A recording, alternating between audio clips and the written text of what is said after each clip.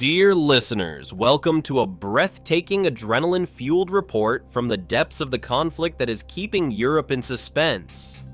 Imagine in the icy nights of January 2026, where the wind howls over the Black Sea and tensions between the warring powers could explode, a story of cunning betrayal and destructive revenge unfolds. We are diving into an operation that is bringing the Russian army to its knees, a merciless hunt where Ukrainian heroes humiliate the arrogant invaders. Listen closely, for what follows is a drama full of twists and turns in which the Russian troops stand as helpless victims while the Ukrainians triumph with brilliant tactics. Let us dive into this night of horror and victory that began on January 15, 2026, a night that would change the Russian Air Force forever. For weeks, this MiG-29 has been hunting Ukrainian drones over the Black Sea, patrolling at low altitudes from the Kacha airfield in Crimea. The pilot has logged dozens of interception missions, tracking slow-moving reconnaissance UAVs and relaying coordinates to air defense batteries. Imagine this Russian fighter, a symbol of Moscow's brutal aggression, shooting through the skies to destroy innocent Ukrainian scouts, a machine of terror that has cost countless lives. But on this night, the aircraft rests in a concrete revetment, the engines cold, the pilot sleeping in nearby quarters. 400 kilometers away, a weapon is already in the air that will ensure this aircraft never takes off again. And the Russians suspect nothing. Their arrogance makes them blind to the looming catastrophe. At 6 a.m. local time, a pneumatic catapult hurls a UJ-26 Beaver drone from its launch ramp west of Croissant. The rear propeller immediately bites into the air and the drone climbs to 60 meters, stabilizes, and switches to cruise mode. So quiet that a soldier 500 meters away hears nothing but the wind, a masterpiece of Ukrainian engineering that fools the Russian eavesdroppers. 3 Ukrainian Special Forces soldiers have less than 2 minutes to disappear. They fold the launch ramp in 12 seconds, throw thermal blankets into the truck bed, and roll away over a gravel path parallel to an irrigation canal. The Beaver is already 2 kilometers away, climbing to cruising altitude. Kacha airfield, 398 kilometers southeast. But the Russians are already hunting. Their paranoia drives them, yet their technology fails miserably. 14 miles to the east, a Pol 21 electronic warfare tower registers an anomaly as soon as the Beaver switches on. The system covers the Nepo corridor with passive receivers tuned to satellite navigation signals. The Beaver's encrypted GPS handshake sent a frequency-hopping burst in the L-band only 4 milliseconds long, but enough to drive up the noise floor on Russian sensors. A duty officer at Rubicon, Russia's dedicated drone hunting unit, marks the anomaly. Possible long-range UAV launch in progress. General coordinates the Sursun sector. Within minutes, an Orlan 30 surveillance drone launches 6 kilometers east of the suspected launch point. Its thermal camera begins scanning everywhere a launch could have occurred, searching for the heat signature of a vehicle that cannot have gone far. Look at the Beaver, which is now climbing through 400 meters, and you understand why Rubicon prioritizes neutralizing the operators instead of shooting down drones. The aircraft is 2.5 meters of fiberglass composite in a canard configuration, small forewings for pitch control, a swept main wing for lift, and a rear propeller pushing at 160 kilometers per hour. The composite construction produces a radar cross-section of only 0.01 to 0.03 square meters, smaller than most birds. At night, flying low over terrain, the Beaver is practically invisible to Russian air defenses. But the operators are not. Rubicon knows that trained drone crews take months to develop, months of learning RF discipline, autonomous navigation, and terminal guidance under pressure. Eliminate the operators and Ukraine loses something far more valuable than a single drone. The MiG-29 in Kacha could be replaced in weeks. The men who launched this mission cannot. The Orlan FLIR camera hunting the Ukrainians works in the 3 to 5 micron band, sensitive enough to detect a vehicle engine that was turned off 20 minutes ago. Residual heat dissipates at about 2 degrees Celsius per minute, meaning the Ukrainian truck remains visible for another 15 to 20 minutes. The Ukrainians know this. They drive into a collapsed barn, turn off the engine, and cover the hood with thermal blankets. For the next 8 minutes, they sit in absolute silence while the Orlan searches above. On the Orlan's thermal display, a ghost image flickers where the truck had stood. The exhaust plume from the launch has dissipated, but the camera captures the fading heat bloom of the pressed grass where the tires sat. The operator steers toward it. Then Rubicon sends out 2 FPV hunter teams. Look at the FPV drones these teams carry, and you understand why they are so effective and yet so desperate. Each weighs less than a kilogram, flies at 120 kilometers per hour, and carries a fragmentation charge that can destroy a vehicle engine block. But the real advantage is the numbers. A single hunter team carries 6 to 8 FPVs, enough to saturate a search sector and force the target into a mistake. The drones fly nap of the Earth 10 to 15 meters above the ground, where their small heat signatures blend into terrain clutter and their acoustic footprint remains below ambient noise until they are within 200 meters. The FPV teams fan out along the 2 most likely exfiltration routes: a paved road north to Kassan and a gravel path west to abandoned farms. Russian doctrine assumes that drone operators prefer speed over stealth after launch. Staying near the launch site means eating a drone. The Ukrainians choose no route. They sit in the barn, breathing shallowly, watching through a crack in the wall as an FPV flies past 400 meters to the east. The Beaver is now 50 kilometers away, climbing to its cruising altitude of 800 meters. It flies the next 350 kilometers in complete silence. No uplink, no telemetry, no emissions of any kind. The operators cannot see where it is going. They cannot correct the course. They must trust the navigation system to deliver the drone into Crimean airspace while they focus on survival. At 6:16 a.m., the Orlan crosses directly over the barn. Its thermal camera registers the structure as ambient temperature, no vehicle, no personnel, no target. Rubicon logs the search as inconclusive and escalates to the next phase. The Beaver crosses the Dnepro River at 6:35 a.m., flying southeast toward Crimea on a course that leads over 200 kilometers of open steppe. No terrain masking, no cloud cover, just a composite aircraft the size of a dining table cruising through radar coverage that reaches 300 kilometers in every direction. And yet the Russian air defense sees almost nothing. Look at how the radar interacts with the Beaver aircraft, and you understand why a humiliation for the supposedly superior Russian technology. Radar reflections depend on the relationship between wavelength target size and aspect angle. The Beaver's composite skin absorbs and scatters radar energy instead of reflecting it cleanly back. At grazing angles, when the radar beam hits the aircraft from below at a shallow angle, the reflection falls almost to zero. Russian S-band search radars can theoretically detect a 0.03 square meter target at 40 to 50 kilometers, but only with perfect geometry. The Beaver's flight path is calculated to avoid these geometries. The drone flies toward the Russian MiG on pure inertial navigation. Its GPS receiver is still active but sends no position updates back to the operators. The inertial navigation system tracks acceleration and rotation through inertial gyroscopes and accelerometers, dead reckoning the aircraft's position based on the starting point and movement since then. The system drifts over time about 30 to 40 meters per minute without GPS correction.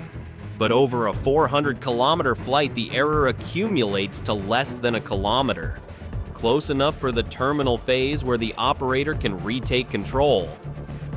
Back in the Rubicon Operations Center, analysts perform reverse vector reconstruction, or RVR, using some high school math you never thought you'd need again. If a Russian radar or several detects even a fleeting contact, the system logs bearing altitude and time. Plotting these detections on a map creates a track. Extending this track backward projects a probability cone toward the likely launch origin.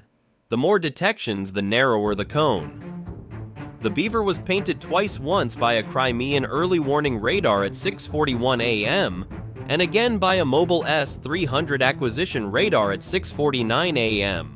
Neither detection lasted longer than 2 seconds. Neither generated a fire control solution, but together they gave Rubicon a reverse bearing pointing directly at the Cannes Orchard sector. Rubicon overlaid the RVR cone with terrain analysis density of gravel roads, vegetation cover, historical strike patterns, and known Ukrainian assembly areas. The cone narrowed to a 20-kilometer corridor exactly where the operators had launched. A second wave of Orlan 30 launches toward the exfiltration routes. FPV teams repositioned to cover bridges and canal crossings. Somewhere in this corridor, 3 Ukrainians hide in a collapsed barn waiting for the hunt to pass. The net is tightening and the operators cannot warn the drone even if they wanted to, for any transmission would give Rubicon exactly what it needs. Another embarrassment for the Russian hunters who are failing despite all their equipment. At 7 o'clock a.m., the Beaver's flight computer registers a GPS anomaly. Signal strength drops from 5 satellites to 3, then flickers to 2. The navigation solution degrades from sub-meter accuracy to a 50-meter error circle, jumping erratically across the map. Russian electronic warfare has found the corridor a desperate attempt to sabotage superior Ukrainian technology. The ZTOL system operates from truck-mounted platforms positioned along likely UAV approach paths. Its directional antennas send GPS jamming in the L1 and L2 bands, creating noise cones that reach 30 to 50 kilometers. The jamming does not destroy the drone. It degrades navigation accuracy and creates pressure on the operators to break radio silence, a tactic that highlights Russian incompetence as it relies on panic rather than precision. With 4 directional emitters on a hydraulic mast rising 12 meters above the vehicle, each emitter sends a 500-watt jamming signal in a 60-degree cone. The system can rotate to cover a full 360-degree arc or concentrate all 4 emitters on a single bearing for maximum power. The jamming works by flooding GPS frequencies with noise that overwhelms the weak satellite signals. GPS satellites transmit only 20 watts from 20,000 kilometers away, so even moderate interference can drown them out. The effective range of the ZTOL depends on terrain and atmospheric conditions, but under optimal circumstances, it can degrade the navigation accuracy of any drone within 50 kilometers of the antenna. On this night, 3 ZTOL vehicles position themselves along the Crimean approach corridor, their coverage zones overlapping to create a continuous jamming blanket that the Beaver cannot avoid. The Beaver's flight computer switches to INS-only mode. Drift accumulates immediately, 35 meters per minute, compounding with every second. Over the next hour, the drone would deviate nearly a kilometer from its programmed course. This error is still correctable in terminal guidance, but only if the operators can re-establish contact and correct the approach. Back in the barn, the team monitors their relay station status panel. The Beaver is beyond direct radio range as it continues flying toward the Russian MiG, and the mid-range phase requires complete emission silence. They have no way to correct the navigation drift or know if the drone is still flying. All they can do is wait for the terminal phase and hope the drone arrives close enough to the target for optical guidance to work. But while they worry about that, Russian FPV hunter teams continue to search. At 7:14 a.m., an FPV passes within 400 meters of the barn. The operator watches as its thermal camera feed sweeps over the structure, pauses for 2 seconds, then continues eastward. The collapsed roof of the barn has created an irregular heat profile that masks the hidden truck. The blankets have cooled to ambient temperature. The team has stopped breathing. The FPV moves on. Rubicon is not trying to shoot down the Beaver. Russian commanders understand that long-range composite drones routinely defeat short-range air defense systems. The radar cross-section is too small, the flight altitude too variable, the approach vectors too unpredictable. Shooting down one drone means nothing if 10 more launch tomorrow. But trained operators are irreplaceable. the months of discipline required for a mission like this, the Silent launches the perfect exfiltration. The calmness under pressure cannot be mass-produced. Rubicon's entire doctrine centers on one calculation: eliminate the human, and the drone program goes down with them, a brutal, inhuman strategy that reveals the cruelty of the Russian regime. At 7:21 a.m., the team restarts the truck. The engine has cooled enough to lower its heat signature below the detection threshold. They roll out of the barn and turn south away from the search pattern toward a safe house 14 kilometers away. The Beaver is now 180 kilometers from Kacha airfield. The terminal phase begins in less than 40 minutes. At 7:59 a.m., the Beaver crosses into Crimean airspace, now about 100 kilometers from the MiG. Its onboard computer activates the optical guidance camera and begins sending a narrow beam uplink to the relay station in Ukrainian-controlled territory. For the first time in 2 hours, the operators can see what the drone sees. The video feed is grainy, compressed for bandwidth, degraded by atmospheric interference, jittering with 120 milliseconds of latency that makes fine corrections feel sluggish. But Kacha airfield is there, a gray smear of runways and revetment slowly resolving as the Beaver descends to attack altitude. The operator identifies the target, a MiG-29 parked in a concrete shelter with its nose visible beyond the blast walls. He begins steering corrections. Rubicon detects the uplink immediately. This is because the Beaver's terminal guidance system uses a directional antenna to minimize detection, but even a tightly focused beam creates side lobe leakage, stray RF energy splashing beyond the main transmission path. Russian SIGINT arrays along the Crimean coast are calibrated to detect exactly this signature. Within 4 seconds, Rubicon has a bearing. Within 8 seconds, they have triangulated the approximate position of the relay station. Look at how Russian direction finding works, and you understand why even a narrow beam uplink cannot hide another gap in Russian defenses exploited by Ukrainian cleverness. Rubicon operates a network of passive receivers along the Crimean coast.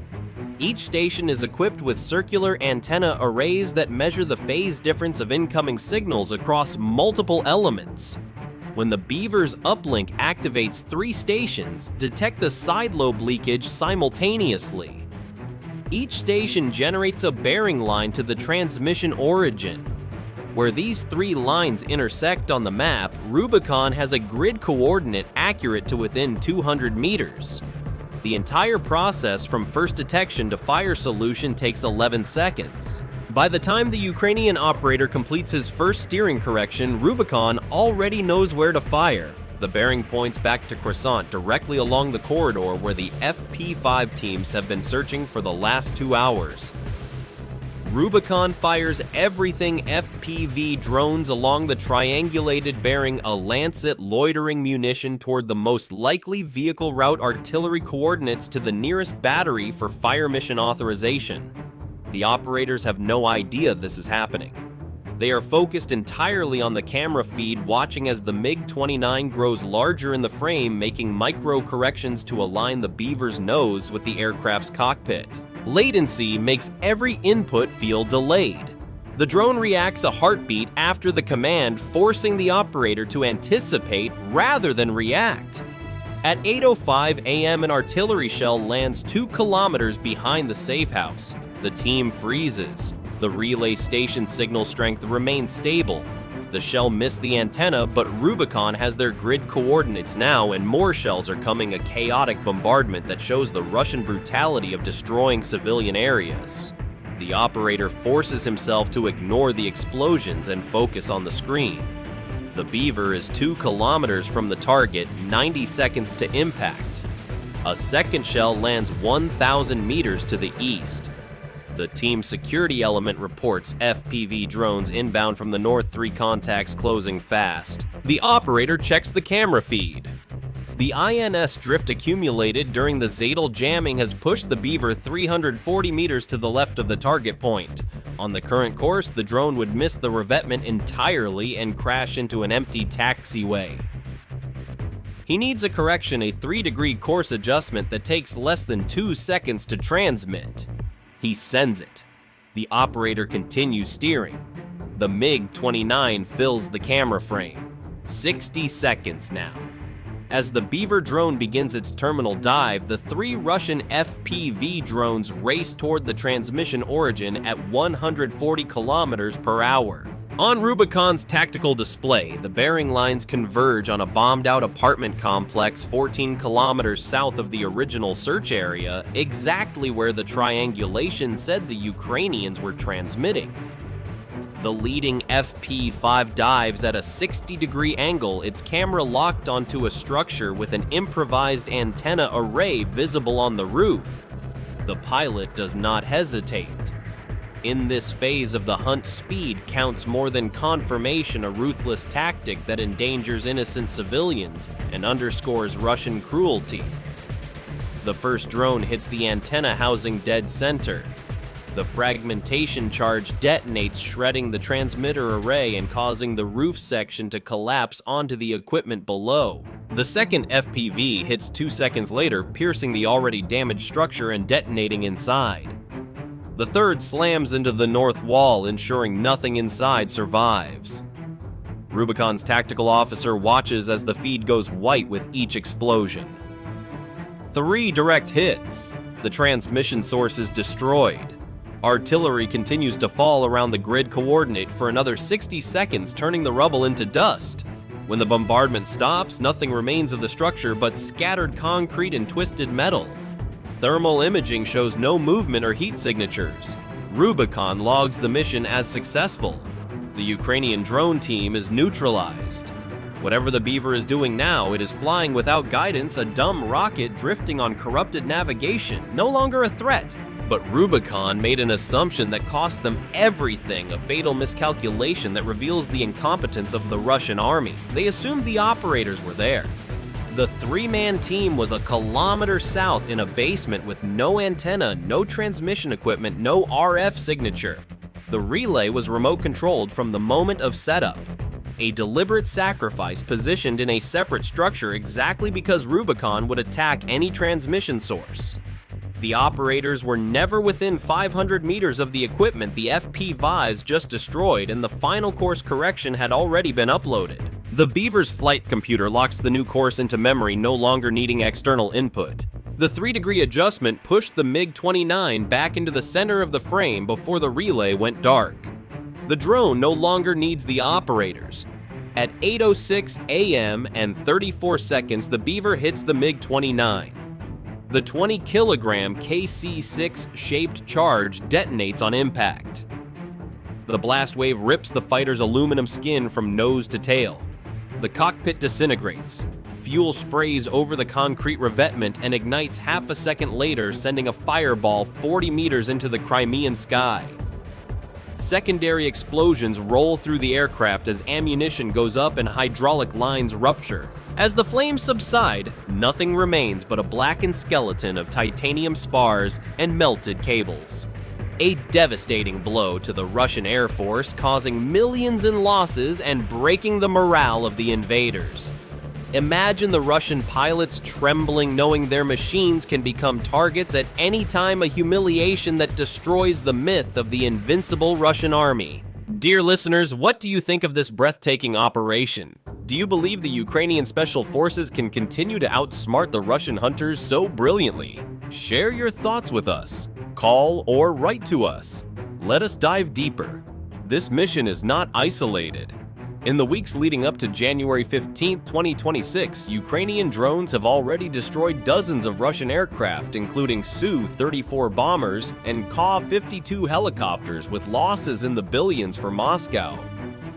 Russian propaganda tries to cover up these failures, but the facts speak for themselves. Over 500 Russian aircraft have fallen since the start of the war, many through similar stealthy attacks.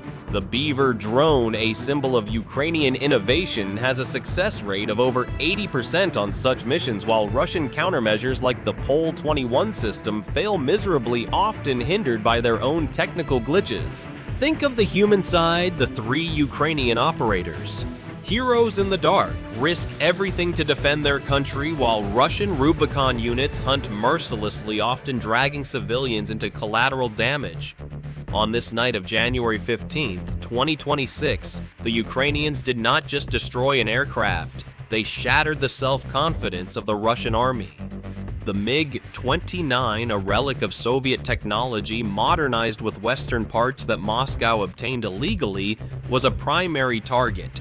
Its loss means that Russian patrols over the Black Sea are now full of holes vulnerable to further Ukrainian reconnaissance. But the tension rises while the Beaver delivers its deadly payload. The operators flee into the night, evading Russian patrols that shoot blindly.